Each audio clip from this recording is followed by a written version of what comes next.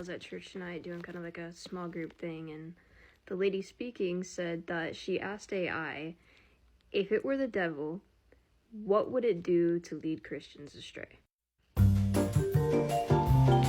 The AI said that it would convince us that pleasure, satisfaction, immediate gratification is what the most important reward is. And it also said that it would disguise sin as freedom. And this struck a chord with me because it's freakishly accurate. If you look historically at how the devil has always tried to lead people astray, it's through physical pleasure or promise of power or the promise of giving them something that they want or that they need.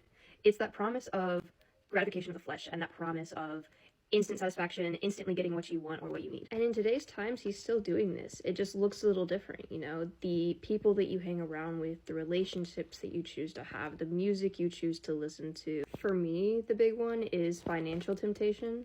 So if I know that I'm going to instantly be gratified by buying that certain thing off of Amazon or getting that shirt that I really want, I know that that's going to fulfill me in the moment and it's going to make me very happy. But in those moments, what I fail to recognize is that that's the devil tempting me. And disguising sin as freedom, that's something that we've been seeing happen since Genesis in the Garden of Eden, when the serpent tempted Eve to eat the fruit, telling her that she would gain knowledge. And today, I would say that that's something that's probably more rampant than ever. We live in a society that tells us to do our own thing. You live for you and what you want and what makes you happy and brings you pleasure at the time. And it sounds like a really nice philosophy, but what it really is disguising sin as freedom.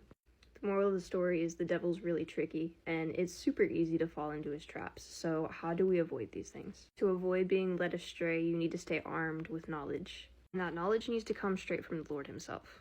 So make sure that you're spending your time in the Word every day, and that you stay steady in prayer, that you are arming yourself with knowledge of the scriptures, of the word, of God's will, so that when the devil speaks to you, you're able to decipher the lies from the truth, because he's very sneaky. He's a great liar, and his lies will deceive unless you know what you're looking for.